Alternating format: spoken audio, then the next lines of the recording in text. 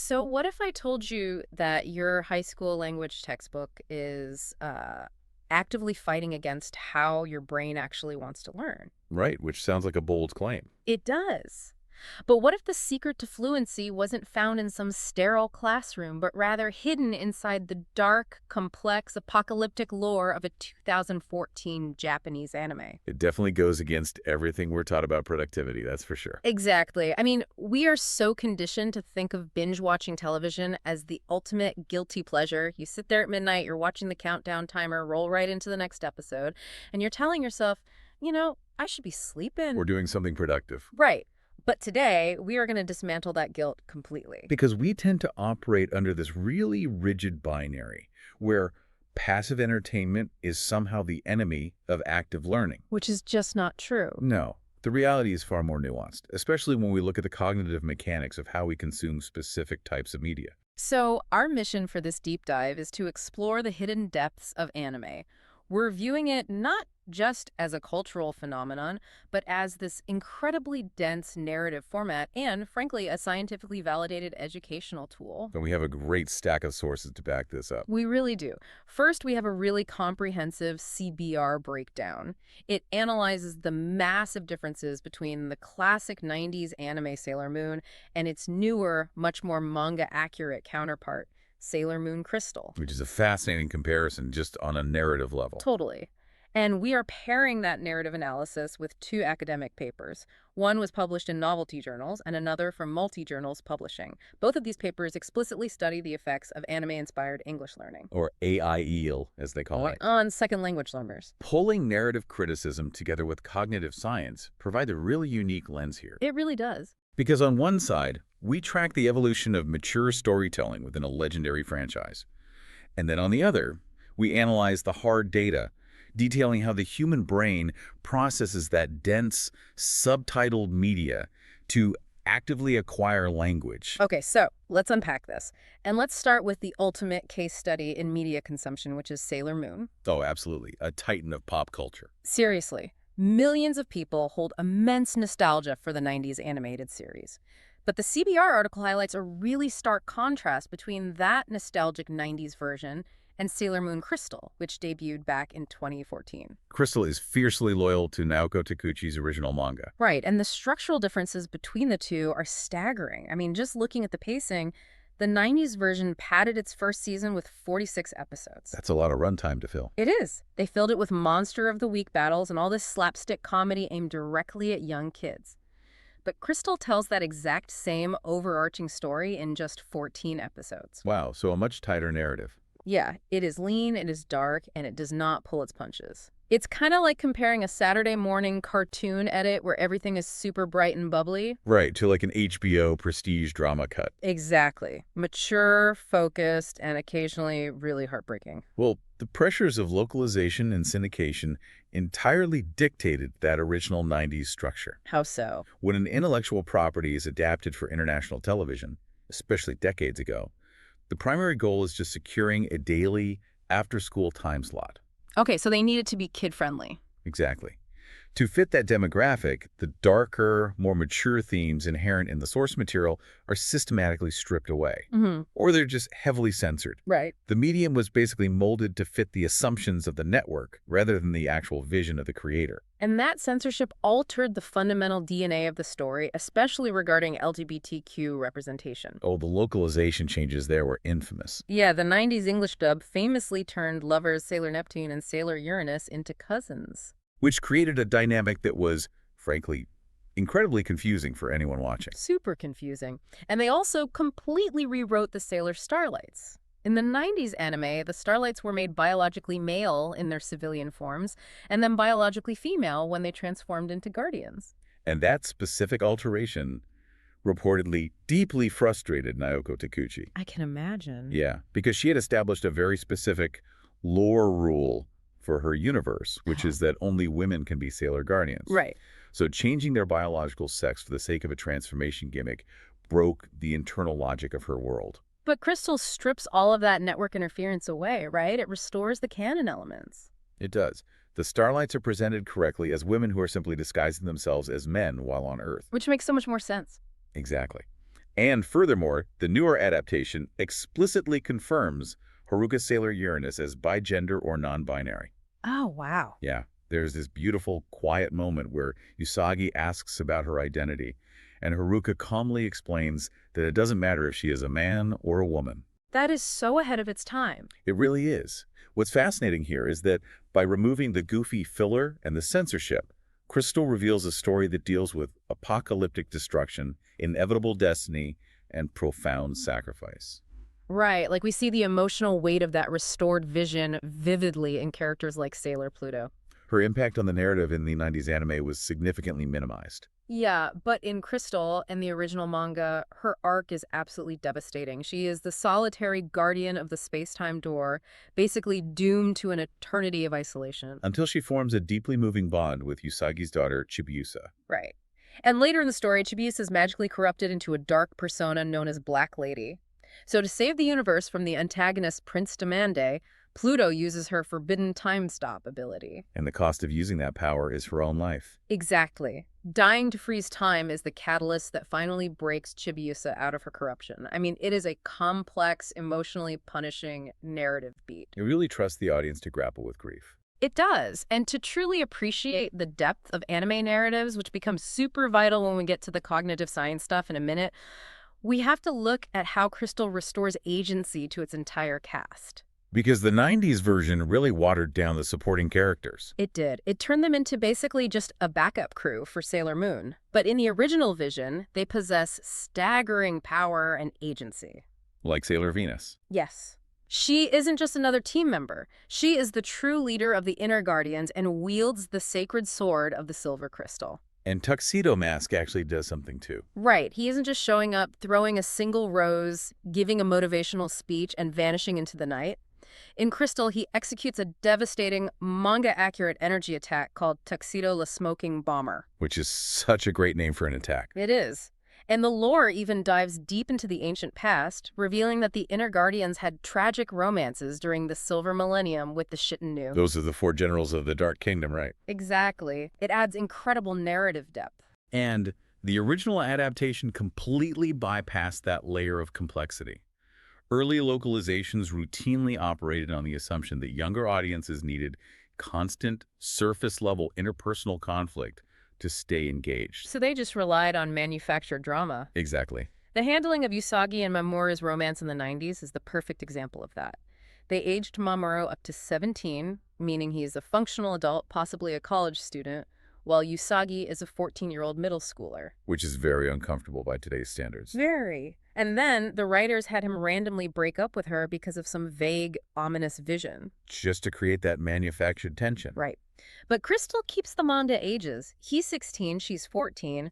And more importantly, they never break up over a cheap misunderstanding. Their relationship remains steady and communicative. Yeah, and they actually get married at the end of the series. It completely rejects the trope that stable relationships are boring television. Because Crystal demands a higher level of emotional intelligence from its viewers. It trusts the audience to handle multifaceted characters who communicate like actual people. Right. We see this with Sailor Chibi Moon, too, who transitions from a weak trainee in the 90s into a formidable warrior in her own right. Oh, and Luna the cat. Yes, she is restored to being a patient, effective mentor rather than a nagging comedic babysitter.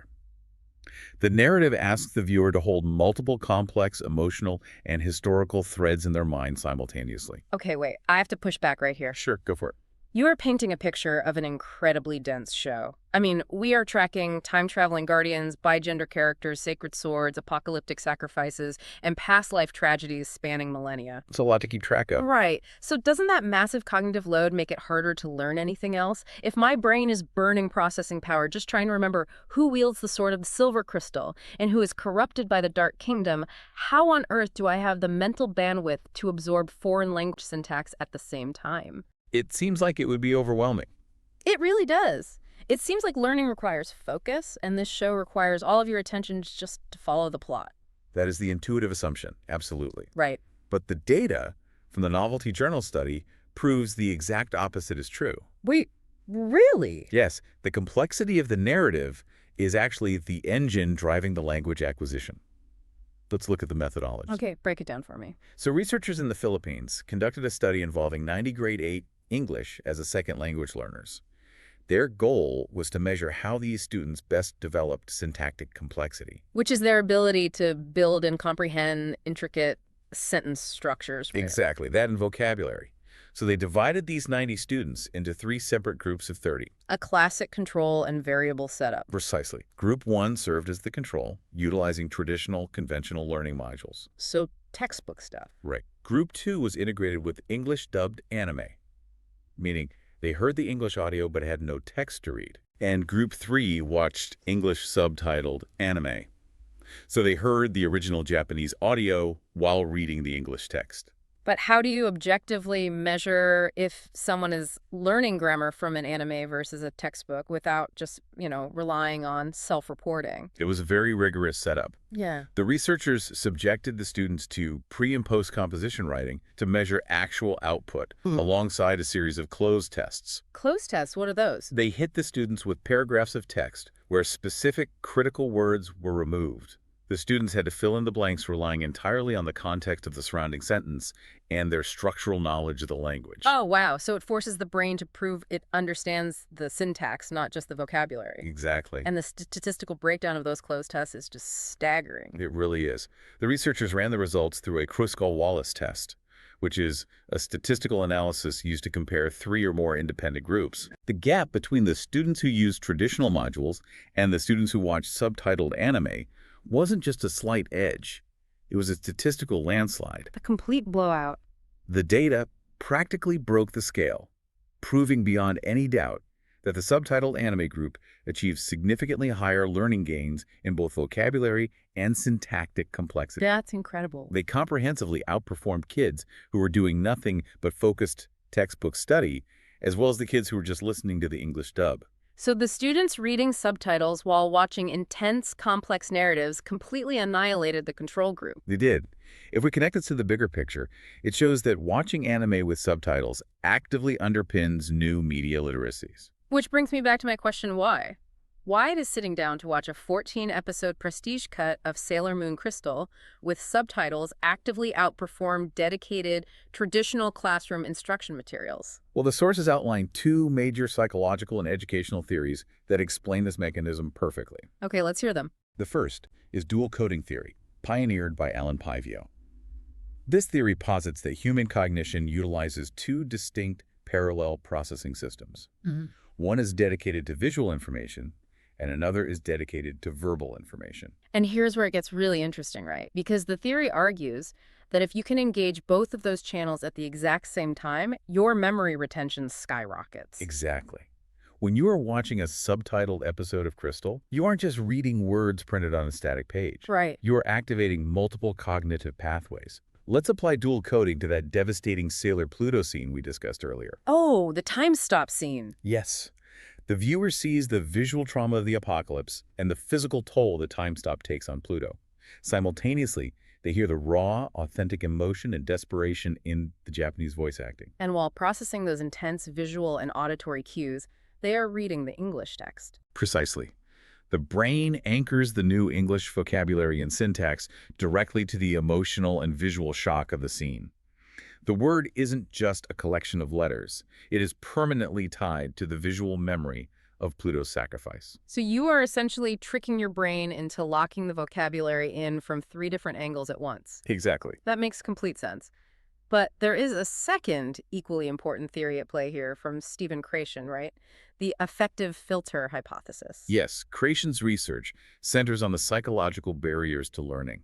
He argues that there is an affective filter, a mental block constructed primarily from anxiety, lack of self-confidence, or low motivation. So when a student is stressed, bored, or intimidated by the material, this filter goes up. Right. The brain essentially builds a wall and rejects new linguistic input, no matter how much the student studies. Okay, let's use an analogy to break down how Krashen's theory works in the real world. I love a good analogy. Think of traditional classroom learning, staring at a dense grammar workbook under the fluorescent lights of a classroom like trying to eat a massive scoop of dry protein powder. Oh, gross. Right. It is technically good for you. It contains all the necessary linguistic nutrients, but it is incredibly hard to choke down. Simply looking at it causes anxiety, so your affective filter shoots right up. And your brain fights the process. Exactly. But anime-inspired English learning is like taking that exact same dry powder and blending it into a delicious ice-cold fruit smoothie. I see where you're going with this. Because you are relaxed on your couch and you're deeply emotionally invested in whether Chibiusa will survive her corruption, your brain's defenses drop completely. The affective filter vanishes. You're just enjoying the flavor of the story. Right. Completely unaware that you are digesting the spinach of syntactic complexity. That is exactly it. The Novelty Journal study found empirically that anime dramatically lowers that affective filter. Because the learners are intimately familiar with the medium of television and genuinely enjoy the art form, the environment shifts from stressful to joyful. They call it edutainment, right? They do.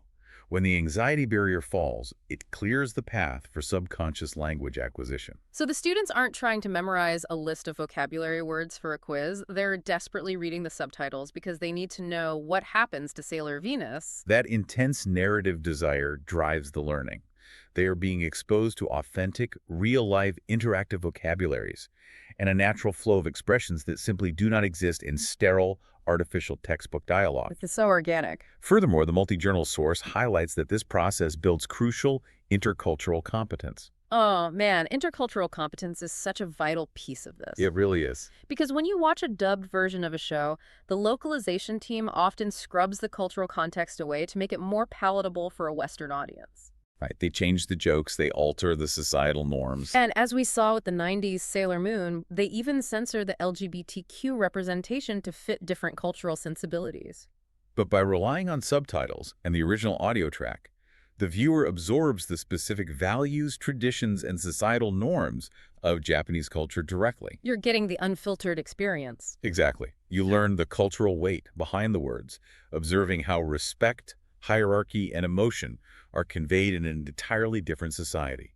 The language acquisition becomes intrinsically linked to cultural empathy. It is honestly an immersive, brain-altering experience just hiding in plain sight. Absolutely. Looking back at the journey we've taken on this deep dive is kind of wild. We started by uncovering the mature, uncompromised depths of Sailor Moon Crystal. Marveling at its manga-accurate attacks, the restoration of the creator's vision regarding gender and sexuality, And the intricate lore of the Silver Millennium, right? And then from there, we pulled back the curtain to realize that the act of desperately reading subtitles to keep up with those epic, intense storylines is actually a scientifically validated cognitive workout. it entirely recontextualizes our relationship with screen time. It really does. The data proves that when a narrative demands high emotional engagement and the format engages multiple sensory channels simultaneously, our leisure time becomes one of the most effective learning states our brains can enter. So to you listening right now, the next time you feel that familiar twinge of guilt for sitting on the couch and binge-watching a dense anime until 2 in the morning, give yourself a break. Seriously, remember the Crisco-Wallace test results. Yes. You are actively engaging your visual and verbal processing systems. You are expanding your syntactic complexity. You are building interactive vocabulary. And you are absorbing intercultural competence. So what does this all mean? It means that leaning into the media you love isn't just a way to relax. No, it is quite literally the most efficient way your brain prefers to absorb information. Which raises an important question for how we navigate the rest of our lives. Hmm. Yeah, I mean, if simply activating subtitles while watching a complex, engaging narrative can passively teach us advanced syntax and vocabulary without triggering our learning anxieties, what other areas of our daily leisure consumption could we slightly tweak to effortlessly upgrade our own minds?